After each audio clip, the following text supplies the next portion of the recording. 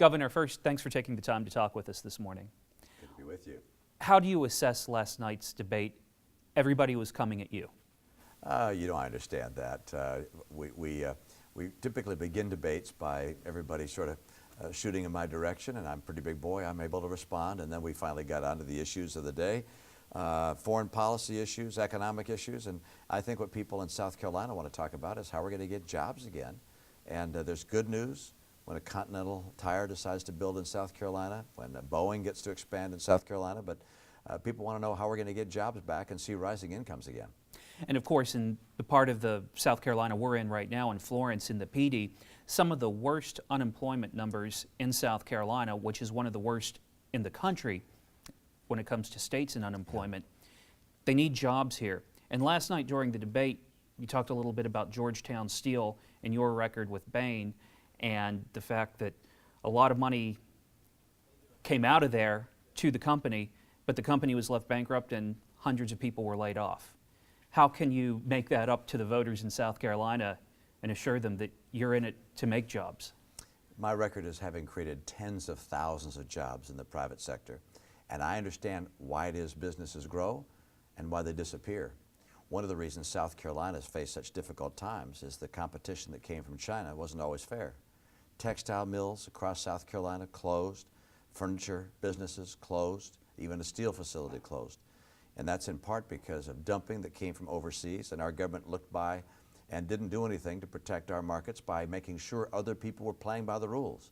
I know what rules kill American jobs and what rule breakers do to industries and to businesses, and that's why if I'm president, I will not just talk about policy from the standpoint of being an ivory tower politician.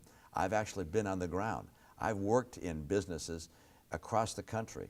I understand why jobs come and why they go, and I will use that expertise to do everything in my power to put Americans back to work. I will make sure my job is focused on helping other people get their jobs rather than me keeping mine. So if you were to look somebody in the face who's unemployed right now, what could you tell them that they could look forward to in a Romney administration? You know, as I go across the country really and across South Carolina, I find a lot of people who are unemployed or underemployed. And it's often very painful for those folks. This is not just a statistic. These are real people that are really suffering.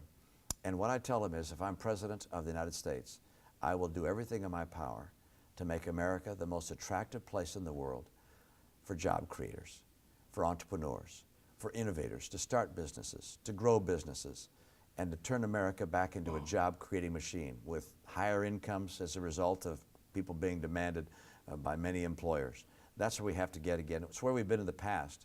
These last 3 years have been a very serious detour from America's history, but it's not the destiny that we look forward to. Two groups, the Tea Party and other social conservatives who may not align themselves with the Tea Party, typically haven't come out in favor of you. What would you do to convince them that they should give you a second look? Well, I think if Tea Partiers particularly want to have someone who's outside Washington, I guess I'm the only guy on the stage that fills that bill. Rick Perry also, he's from Texas. He and I both run a state. The other three guys on the stage, Newt Gingrich, Rick Santorum, and Congressman Paul, basically spent their careers in Washington. And if the Tea Party thinks we really want lifelong politicians and Washington insiders running the country, why, they can choose from those guys. If they want someone who is from outside Washington with a demonstrated record of success in running a state, in my case also running in Olympics and being in the private sector for most of my career, then I'm afraid I'm their best choice. And I hope I'll be able to get Tea Partiers from across the state to get behind my campaign. Last question for you, Governor, and on the income tax returns. When you pressed on it, never really got a definite answer about whether you would release them, when you would release them. Why not just do it right now? Why not do it today or tomorrow? Well, we look at the campaigns in the past of people who run for president. They release their returns when they're the nominee, and they do so in April when it's tax season, and that's the time I'd anticipate doing it as well. All right. Governor Romney, thank you very much for taking some time to talk to us. Thank you. Good to be with you.